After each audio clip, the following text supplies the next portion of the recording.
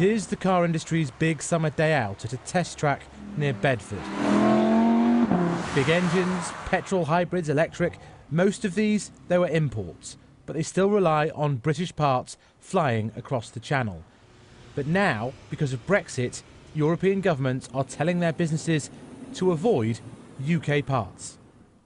The official Dutch government advice seen by Sky News warns businesses trade with the United Kingdom will become more difficult after Brexit. This may affect your company, but also your suppliers or customers. Consider looking for alternatives within the EU when the product or service is essential for your own business operations. And after Brexit, the United Kingdom is no longer part of the EU, so parts from the United Kingdom no longer count towards this minimum production in the EU. Keep in mind any consequences concerning the reduction of orders. This is all about the parts that make up cars and planes. It's about rules of origin, vital for cross-border manufacturing. In order to qualify as an EU export, 55% of the total value needs to come from the EU.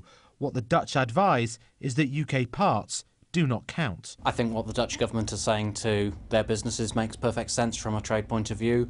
There is a risk that they don't know what will happen with the UK and EU relationship in March 2019. Be ready, and that may involve sourcing your parts for your finished products from inside the EU rather than a country that's leaving. And it's not just the Dutch. From here at Rotterdam Port, the European Commission itself has just put out a notice to EU factories making a similar warning about UK parts. But the rules of origin issue is a two-way problem for post-Brexit Britain about what will and will not qualify as a UK export under the much-heralded post-Brexit free trade deals promised by this government. Rules of origin are the small print of free trade deals with big implications that kick in if we're no longer part of a customs union with the EU.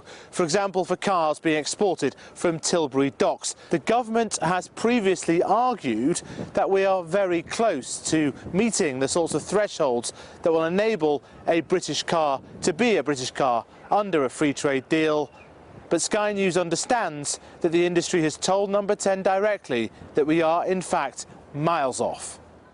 Car industry chief Mike Halls confirmed that to Sky News. The actual figure is more like 25%. If the target is 65-65%, it shows the difference, the distance we would have to go. But the government's been going around thinking it's more like 44-45%. No. The UK automotive industry, on average, buys about 44% of its products from a UK supplier. But that's not what rules of origin is. You have to look at something called originating content. What proportion of the content actually comes from the UK in our instance? That is more like 20 to 25%. So as far as cars go, on average, they won't even qualify for the free trade deals that the government is anxious to sign by leaving the customs union. Sky News put this to the Trade Secretary. Could it possibly be that cars made in the UK might not qualify for some of the free trade deals you hope to be signing? Well, in any trade agreement, rules of origin, as they're called, is always an important element. You can't prejudge any one trade agreement, but we would want to ensure that anything that we signed up to was able to maximise the UK sale of goods. Why would you sign up to something that wasn't actually going to give you a trading advantage? But this former Trade Department insider said that warnings were made to the very top of government. We knew there would be a steep learning curve for ministers, the Prime Minister, in issues of trade. I think I've been more surprised by the lack of engagement with business.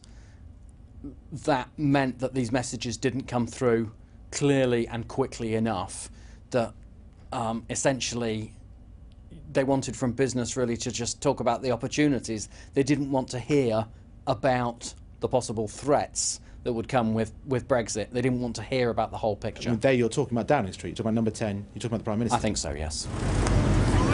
All this comes at an already delicate time in the car industry. Privately aghast at the chances of attracting big battery factories in the UK that need to be able to be used by continental manufacturers of new cars. The industry, the government want the car industry to go fully electric over the next few decades. That requires tens of billions of pounds of investment.